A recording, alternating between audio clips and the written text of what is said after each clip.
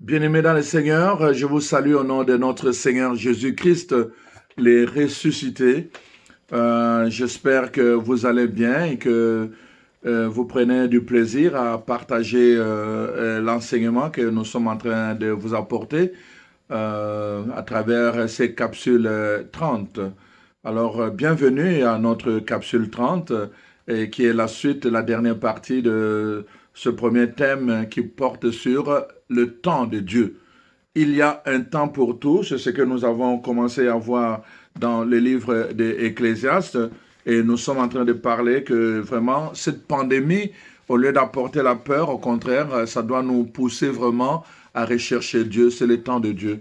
C'est le temps de Dieu. C'est le temps où nous devons vraiment chercher Dieu. Alors, maintenant, c'est dans cette troisième partie, je voulais vous parler un peu de la patience. Vous voyez, c'est que dans le problème que nous avons, c'est quoi? Je vous ai dit que nous appartenons à une culture du fast-food. On veut tout ce qui est pressé. On veut prier, on commande, on appuie un bouton et automatiquement comme ça. Vous allez chercher du café, automatiquement vous l'avez. Vous appuyez sur un bouton, vous l'avez. Vous voulez dans certains centres et tout ça, ou certains cafés, vous voulez avoir de French vanilla, hein, donc vous appuyez simplement et le mixage se fait, vous avez votre portion que vous avez désirée. On est dans cette culture-là et parfois, à cause de ça, nous pouvons avoir des problèmes pour comprendre le temps de Dieu. Je suis en train de vous parler du facteur temps. Comprenez-moi bien, je vous ai dit ceci. La parole de Dieu nous dit dans le livre d'Ecclésiaste, il y a un temps pour naître, il y a un temps pour mourir. Entre les deux, le commencement et la fin du temps, il y a la vie. Il y a la vie. La vie est à notre portée et cette vie nous est donnée pour que nous puissions apprendre. La vie, c'est une école. La vie, c'est une marche. La vie, c'est un chemin. La vie, c'est tout cela. Nous sommes dans une école. Nous sommes en train de marcher, c'est-à-dire nous avançons. La vie, c'est un chemin. Nous devons choisir, mais il y a parfois plusieurs chemins. Mais nous devons choisir le bon chemin pour arriver à destination. La vie, c'est cela. Et tout le temps, il y a des indications qui nous disent c'est ceci ou c'est cela. Et tout le temps, c'est nous qui devons faire le choix. C'est nous qui devons faire le choix. La vie nous présente simplement les choses de façon naturelle, mais nous devons faire le choix. Je vous ai dit que Salomon, après avoir observé les choses, nous a laissé ce testament pour nous dire tout est vanité, tout passe. Et il nous dit, voilà, il y a un temps pour toutes choses. Dans son premier chapitre, il donne un conseil. Maintenant que tu as envie de profiter de la vie, mais n'oublie pas, il y a un temps où tu rendras compte de la façon dont tu as vécu. Entre le commencement et la fin, il y a la vie. Mais comment tu mènes ta vie? Comment tu vis ta vie? Cette question intéresse Dieu aussi. Comment tu mènes ta vie pendant ce temps ici? Moi, je le dis tout le temps aux gens. Les gens pensent que à la fin de la vie, il suffit qu'on dise une messe de mort pour changer l'histoire. On ne peut pas changer l'histoire de quelqu'un. Il y a un temps pour tout. Nous avons un commencement, nous avons une fin. Et au milieu de ça, c'est nous, notre responsabilité. C'est notre choix à nous, au milieu, entre la fin, entre le début et la fin. C'est nous, les actions que nous posons, le choix que nous faisons, l'attitude que nous adoptons, les paroles que nous prononçons, le temps que nous donnons à Dieu, à la prière, à la parole de Dieu, à la méditation, le temps que nous donnons au travail, le sérieux que nous accordons à notre santé, à notre vie de couple, à notre vie de famille, à notre travail. Tout cela, ça c'est nous, c'est notre responsabilité pendant ce temps-là. Voyez-vous? C'est pour cela que c'est important d'observer. La nature nous appelle à observer les choses.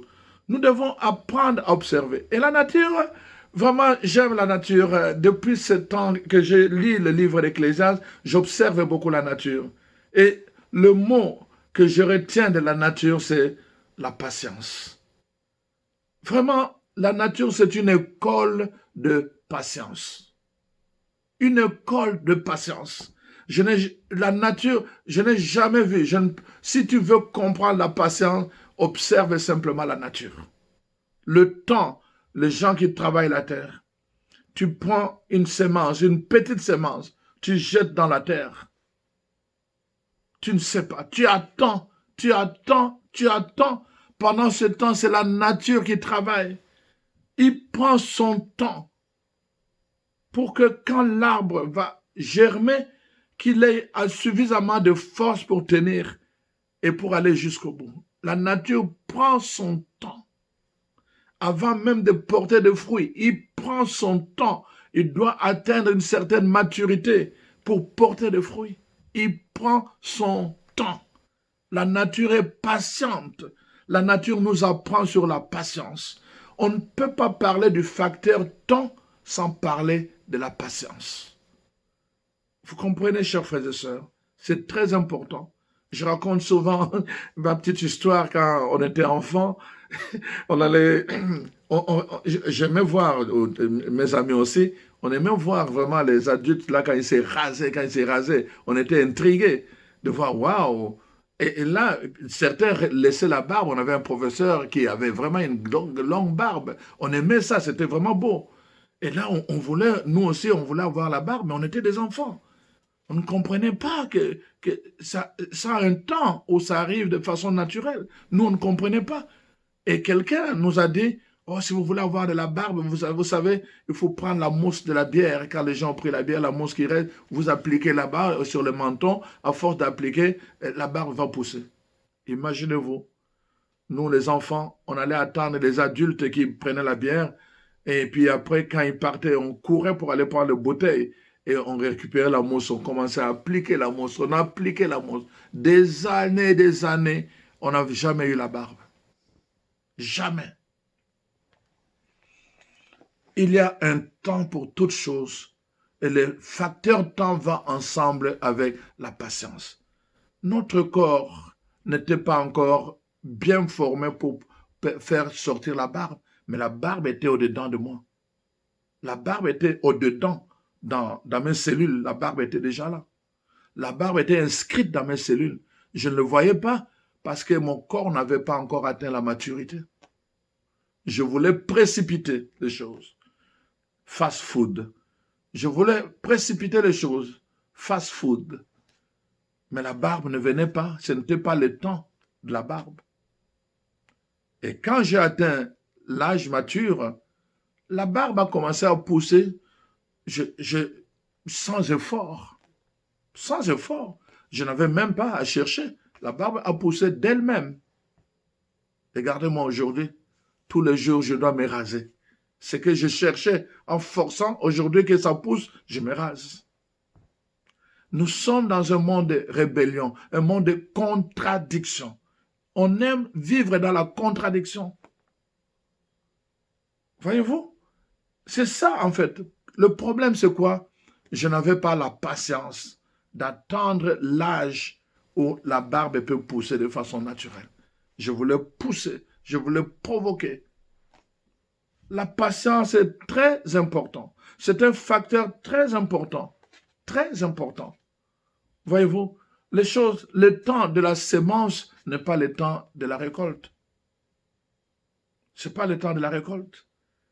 Il y a un facteur temps. Entre la semence et la récolte, il y a du temps. Entre la naissance et la mort, il y a un temps qui se passe. Le facteur temps, c'est le facteur de la patience. Il faut être patient dans la vie. Ce ne sont pas les gens les plus pressés qui réussissent toujours dans la vie, mais ce sont les gens patients. Il y a des réponses que tu vas recevoir dans ta vie, aux questions que tu te poses, aux problèmes que tu vis seulement avec le temps, pas au moment où tu le vis. La patience. Il y avait un roi qui, dans un pays africain, un roi, il y avait beaucoup de rois à l'époque, hein, il y avait beaucoup de royaumes en Afrique. Alors, ce roi-là, comme tous les autres rois, il devait aller souvent à la pêche, à la chasse. Et il avait un valet, un homme de confiance qui était toujours à ses côtés, qui lui disait tout le temps, un chrétien, il dit, ah, Dieu est bon, tout ce qu'il fait est juste. Dieu est bon, tout ce qu'il fait est juste. Et c'était son refrain. Ah, il va pleuvoir, oui, Dieu est bon, tout ce qu'il fait est juste. Oh, un beau soleil, oui, Dieu est bon, tout ce qu'il fait est juste. Et là, le roi amène ce valet avec lui à la chasse. Et ils s'en vont, et puis le roi a pris un autre sentier, et le valet aussi un autre sentier et tout le reste, et puis voilà. Et là, à un moment donné, le valet entend le roi crier. Il y avait un léopard qui avait sauté sur le roi, qui voulait l'attaquer. Il commençait déjà, alors quand le roi commençait à se défendre, il lui a coupé son pouce, son doigt. Le temps que le valet arrive, le léopard s'est enfui, mais il avait coupé son doigt. Là, le roi était en colère.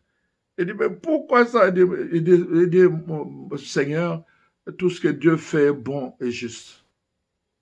Il dit, quoi? Il dit, oui, Seigneur, tout ce que Dieu fait est bon et juste.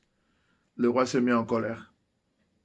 Il est revenu à la maison et puis tout ça. Il dit allez, mettez-le en prison. On a mis ce monsieur en prison parce qu'il a dit que tout ce que Dieu fait est bon et juste. Alors, il l'a mis en prison. Voilà que le roi, un jour, il dit, bon, je vais prendre maintenant mon fusil. Si je trouve encore ce léopard, je vais l'abattre. Il m'a attaqué, je vais l'abattre, je vais aller chercher ce léopard. Il se remet en chemin, il s'en va en forêt pour aller chercher le léopard. Mais il avait dépassé les frontières de sa royauté. Il se retrouvait dans une autre frontière où il y avait des gens. Ce peuple-là faisait souvent des sacrifices aux divinités. Alors, quand ils ont vu le roi, ils ne savaient pas que c'était un roi. Ils l'ont attrapé, ils l'ont ligoté. Et là, ils ont fait, ils ont mis un feu, et puis ils ont mis un bûcher, et ils devaient sacrifier le roi, le mettre dessus. Et puis, c'est quand ils l'ont pris pour le mettre dessus, quelqu'un a dit, oh, mais non, on ne peut pas le mettre. Il dit, qu'est-ce qu'il y a? Il dit, mais il a un doigt coupé. Il a un doigt coupé. Ah oui, ah non, on ne peut pas sacrifier au Dieu un homme qui n'a pas de tous les doigts. Alors on l'a délié. On a dit, allez, va-t'en. Il est revenu. Quand il est revenu, il a dit, allez faire sortir monsieur tel de la prison. Le monsieur est sorti et dit, en tout cas, vraiment, mon cher, vraiment, tout ce que Dieu fait est bon. Il dit, oui, il est bon, oui. Et il dit, tu sais, mais alors je vais te poser une question. Il dit, pourquoi alors je t'ai mis en prison si tout ce que Dieu fait est bon? Il dit, Seigneur, il fallait que tu me mettes en prison parce que si je n'étais pas en prison, je serais allé avec toi. Et c'est moi qui les allais sacrifier parce que moi, je n'ai pas de doigts coupés. Il dit, ah oui, c'est vrai, tout ce que Dieu fait est bon. Vous voyez? Il y a des choses qui nous arrivent, hein, ça va nous mettre en colère, nous allons prendre des décisions, nous pouvons utiliser notre pouvoir pour faire souffrir quelqu'un parce qu'il nous a rappelé hein, que tout ce que Dieu fait est bon. Mais nous allons le comprendre seulement avec le temps. Le facteur temps, le facteur de la patience dans le temps. Le mot pati, patience, a comme racine pati, et pati signifie souffrir. Donc, dans la patience, il y a la souffrance. Il n'y a pas de patience sans souffrance. Remarquez, quand nous regardons dans le livre, je vais commencer dans le livre d'Exode, dans l'Ancien Testament. Voici ce que Dieu dit. Je vais chercher le texte. Dans l'Ancien Testament.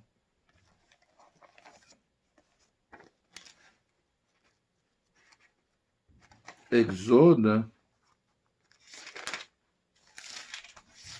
Alors, c'est le livre d'Exode, le chapitre 13. Voici à partir du verset 17. La parole de Dieu dit ceci. Lorsque Pharaon laissa aller le peuple, Dieu ne le conduisit pas par le chemin du pays des Philistins, quoique le plus proche.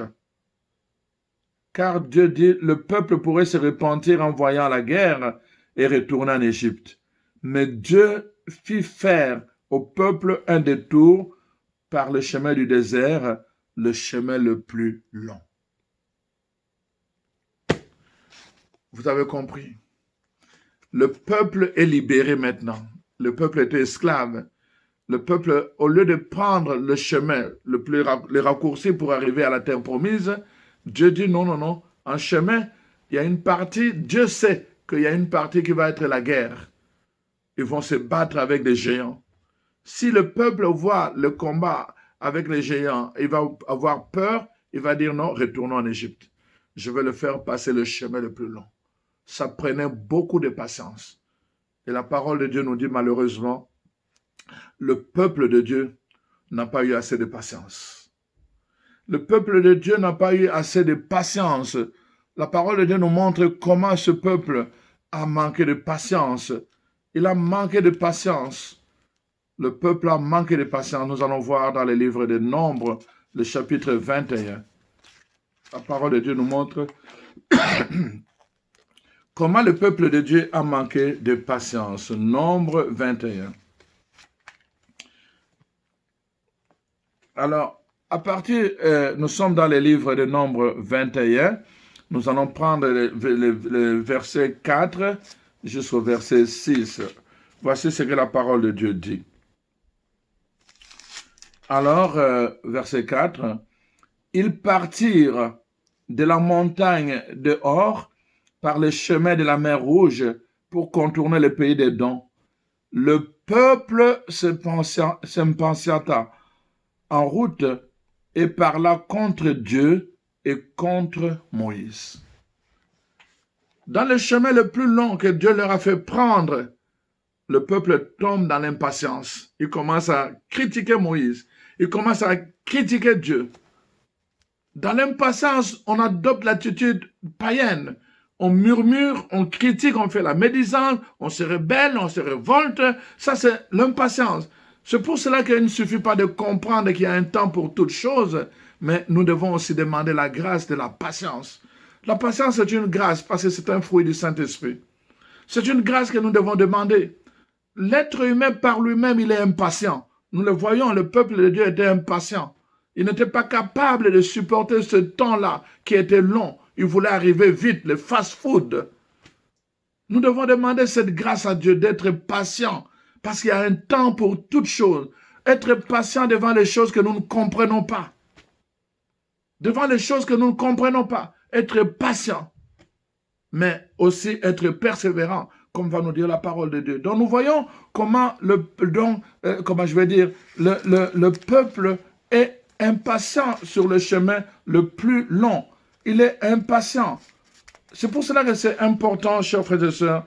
La Bible dit, tout ceci a été mis par écrit pour nous servir d'exemple. Dans 1 Corinthiens 10, 11, la parole de Dieu dit, tous ces textes, l'histoire de ce peuple, ça a été mis par écrit pour servir à nous.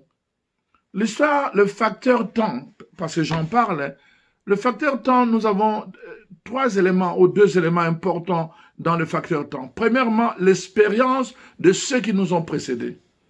Leur expérience, c'est une richesse pour nous. Leur expérience nous permet justement de nous ajuster aujourd'hui. Notre façon de manger, il y a eu des gens dans le temps, nos ancêtres, ils mangeaient ceci, ils essayaient ceci, ils essayaient cela. Certains sont morts empoisonnés et ils ont compris que ça, il ne faut pas manger. Mais à cause, leur expérience a permis à nous autres à nous bâtir un régime alimentaire. Dans chaque culture, vous allez voir telle culture mange ceci, mange cela, mais c'est à partir de l'expérience des ancêtres. Ils nous ont laissé, leur expérience nous a servi à nous aujourd'hui. Ça, c'est la première chose. Dans la Bible, c'est la même chose. Tout ce qui a été mis par écrit, c'est l'expérience d'un peuple, c'est l'expérience des individus qui sont mis par écrit pour nous servir à nous d'exemple, pour que nous apprenions nous-mêmes comment nous comporter quand des situations s'écroulent. La Bible dit dans le psaume 11, verset 3, quand toutes les valeurs de la société s'écroulent, comment doit se tenir l'homme de Dieu? Comment nous devons nous comporter, mais en regardant d'abord l'exemple, les témoignages de ceux qui nous ont précédés, et deuxièmement, en fixant notre regard sur le Christ qui est notre modèle. Comment il s'est comporté? Il était patient. Il était patient. La parole de Dieu dit, quand son heure n'était pas encore arrivée, il attendait. Et quand son heure est arrivée, il a pris le chemin de Jérusalem, en sachant ce qui devait lui arriver. Il est entré dans le temps. Il était patient jusqu'au bout. La Bible dit, il est allé jusqu'au bout. Il était patient. Dans l'ancien temps, il y a des gens qui étaient patients. Dans la parole de Dieu, on nous montre quelqu'un qui était patient. Et on nous parle de qui? On nous parle de Moïse comme d'un homme qui était patient. Moïse était un homme patient. Même quand les choses n'allaient pas bien, il prenait son temps. Il ne s'irritait pas comme les autres. Il était patient. Rappelez-vous dans le livre d'Exode, le chapitre 32, quand il est allé sur la montagne pour prier Dieu, pour recevoir les 10 commandements, Dieu lui dit, tourne vite, ton peuple est en train de faire un sacrilège. Quand Moïse est retourné, qu'est-ce que le peuple se dit? Sûrement Moïse est mort sur la montagne, ou bien les bêtes sauvages l'ont dévoré. Alors fabriquons-nous un Dieu. Ils ont fabriqué un veau d'or dans leur impatience. Dieu s'est mis en colère et dit, comment ce peuple que j'aime peut me comparer avec un veau d'or? Il a dit à Moïse, retourne vite, je vais éliminer ce peuple. Moïse est retourné, quand il a vu le peuple, il a brisé les 10 commandements, il dit, comment vous pouvez oser faire des choses comme ça? Et quand Dieu a dit, je vais détruire ce peuple, qu'est-ce que Moïse a dit? Seigneur, tu ne peux pas détruire ce peuple. Prends patience envers ton peuple. C'est ton peuple, tu ne vas pas donner raison aux Égyptiens en disant, ils vont dire, mais Dieu les a amenés au désert pour les exterminer. Moïse était patient et envers Dieu et envers le peuple. Ils l'ont critiqué. Moïse continuait son chemin. Ils l'ont critiqué, ils ont murmuré contre lui. Ils voulaient même les lapider. Pendant tout ce temps-là, Moïse est resté en train de les guider. Il priait Dieu. Il demandait la faveur de Dieu, la main de Dieu. Il était toujours là en train de libérer les chemins pour que le peuple de Dieu marche. Il était là, c'est lui qui allait prier pour que Dieu envoie la manne. C'est lui qui est allé prier pour que du rocher sorte de l'eau. Il était patient envers le peuple. La patience, le facteur temps va avec la patience parce que nous devons attendre le temps de Dieu. Et pour attendre le temps de Dieu, nous devons attendre. J'aime une blague qu'on nous a envoyée sur WhatsApp pendant ce temps. Un enfant, un bébé qui nous disait soyez patient dans votre confinement. Moi, je suis resté confiné pendant 9 mois dans le sein de ma mère. Pendant 9 mois confiné dans le sein de ma mère. Soyez patient. Un jour, ça va finir. Un jour, je suis sorti du sein de ma mère. La patience, pendant ce temps-là, Dieu travaille. Dieu travaille. Il fait concourir le temps, les circonstances, les personnes, les événements pour que tout soit aligné pour votre élévation, pour votre promotion, pour votre guérison, pour votre bénédiction. Dieu travaille pendant ce temps-là. Il faut être patient. La patience est vraiment une grâce que nous devons apprendre à demander à Dieu. Parce que Dieu ne travaille qu'avec les gens qui sont patients. Et c'est important. Voici ce que l'apôtre Jacques dit dans sa lettre, premier chapitre de Jacques, verset, je vais lire verset 1 jusqu'au verset 4. Voici ce que Jacques dit. Mes frères, regardez comme un sujet de joie complète les diverses épreuves auxquelles vous pouvez être exposés. Les épreuves. La patience est toujours reliée aux épreuves. Il y a la patience parce qu'il y a des épreuves. Parce qu'il y a des souffrances. S'il n'y a pas de souffrance, il n'y a pas de patience. Pati, je vous ai dit le mot pati en latin signifie souffrir. Alors, la parole de Dieu dit, regardez comme un sujet de souffrance, de joie, complète les diverses épreuves auxquelles vous êtes exposés, sachant que l'épreuve de votre foi produit la patience.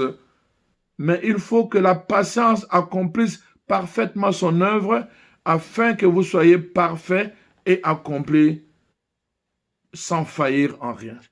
Il faut que la patience produise son œuvre en vous afin que vous soyez accomplis.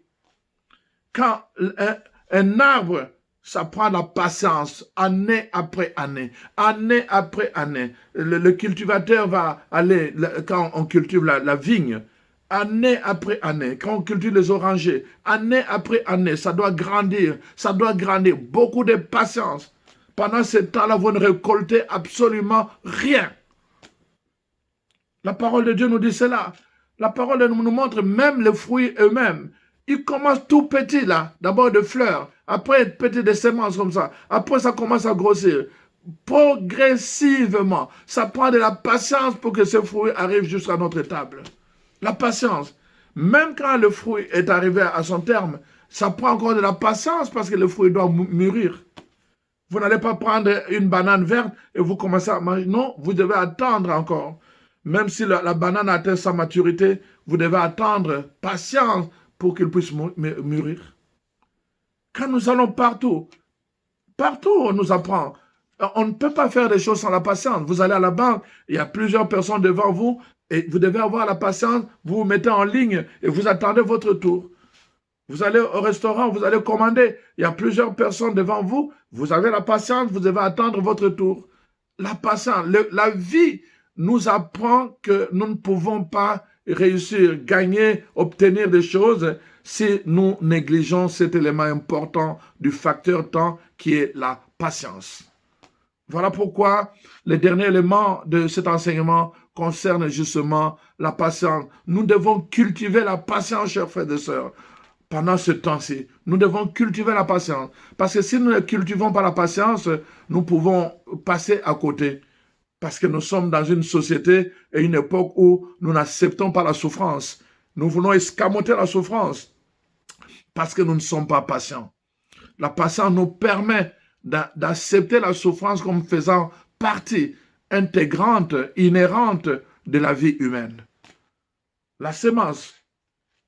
Quand nous voulons avoir de la sève de, comment ça s'appelle encore, la sève de, au Canada, comment je, bon, ok, le mot ne me vient pas, bon, ok, ceux qui ont, moi je viens du Congo, autrefois la sève de caoutchouc, je voulais parler de sirop d'érable. Et quand on veut avoir la sève d'érable, il faut blesser. On doit blesser, on doit percer. Et ça fait mal. Sur le plan humain, ça fait mal. On force, on fait souffrir pour recevoir quelque chose qui va servir de bien aux autres. Ça fait mal. Dans la vie humaine, c'est la même chose.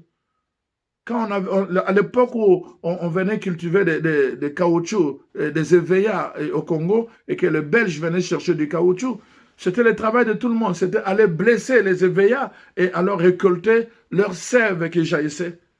On devait le blesser. Il y a des souffrances si on veut récolter. La vie est faite de cela. Alors, donc c'est important que nous puissions comprendre vraiment cette affaire. Si nous n'avons pas la patience, nous pouvons passer à côté de choses importantes. Voici ce que la parole de Dieu dit dans Romains 15. La parole de Dieu dit ceci. Je vais lire Romains 15, le verset 4. Or, tout ce qui a été écrit d'avance l'a été pour notre instruction, afin que, par la patience et par la consolation que donnent les Écritures, nous possédions l'espérance. La patience produit l'espérance. Par la patience, chers frères et sœurs, si vous n'êtes pas patient, c'est dommage. C'est dommage pour vous. Vous ne pouvez pas bénéficier, n'est-ce pas, de bénédiction de Dieu. Parce que Dieu est le maître des temps et des circonstances. Il donne en son temps. Le prophète Habakkuk a dit ceci, écris ces choses. Dieu a dit à Habakkuk, écris ces choses. Elles arriveront certainement, mais en son temps. Écris-le sur une pierre pour que les gens le lisent. Elles arriveront certainement, mais en son temps. Quand c'est le temps de Dieu, rien ne peut vous arrêter. Jésus était annoncé pendant longtemps. Le prophète Isaïe qui a annoncé Jésus-Christ n'a pas vu Jésus. Le prophète Michée qui a annoncé Jésus-Christ, il n'a pas vu Jésus. Ce sont d'autres personnes qui ont vu Jésus. En son temps, il fallait que le peuple demeure dans la patience. jusqu'au temps de Dieu. Et Jésus est arrivé. Il n'y a rien. Quand Dieu vous localise, il va lui-même mettre toutes choses à votre bien. Quelle que soit la façon dont vous venez au monde, mais le temps de Dieu, le facteur temps, quand vous êtes patient, Dieu va l'utiliser pour l'élever. Jésus est né dans une crèche. Du point de vue humain, on pouvait se moquer de lui. Cet enfant, mais toi, qu'est-ce que tu peux dire? On t'a vu naître dans une crèche. Mais cela n'a pas empêché Dieu, quand le temps de Dieu est arrivé, d'élever cet enfant, juste à faire de lui le Seigneur, le Sauveur, devant son nom, tout genou doit fléchir. Quel que soit ce que tu as vécu, quelles que soient tes origines, ta race, ta couleur, ta famille, tes origines familiales, tes origines sociales, ça ne peut pas empêcher Dieu de réaliser son rêve en toi, mais quand son temps arrive, tu dois entrer dans le temps de Dieu. Ce n'est pas tes origines qui peuvent limiter Dieu. Ce n'est pas ce que tu étais au départ qui peut limiter Dieu. Je dis, Dieu peut te prendre dans la poussière, mais te lever au milieu des grands. Mais entre les deux, il y a le temps, le facteur temps qui implique de ta part la patience. Tu dois être patient. Laissez-moi vous dire un événement très proche de nous ici. Quand Martin Luther King faisait son rêve en disant « Je fais un rêve, I have a dream », quand il disait ça, et toutes les personnes étaient suspendues à ses lèvres, je fais un rêve qu'un jour, un de nos enfants pourra être ici. Un rêve que le blanc et le noir pourront travailler ensemble. Un rêve que nous aurons les mêmes égalités. Un rêve. Il faisait un rêve, il disait son rêve. Quand il le disait, quelque temps après, il a été assassiné. Il n'a pas vu son rêve. Le facteur temps, ça prenait la patience. Pendant ce temps-là, ce rêve commençait à germer dans le cœur des gens. Le rêve commençait à germer. Et nous avons vu la réalisation de ces rêves. Qui aurait pensé il y a quelques années qu'il y aurait eu un président noir à la tête d'un pays, parmi les pays les plus puissants du monde, un président noir? Qui l'aurait parié il y a quelques années? Quand Dieu accompagne, quand on marche dans la patience, ce que Dieu a préparé, il le mène jusqu'à son accomplissement. Mais nous devons être patients. La parole de Dieu nous donne 3 exemples, un agriculteur, un athlète et un soldat. Ils se préparent en répétant le même geste. Ils doivent être patients. Le sportif, c'est la même chose. Tu dois apprendre dans la patience. Tu te prépares avec le même geste. La répétition de même geste feront de toi un homme excellent. Voilà pourquoi nous avons besoin de la patience.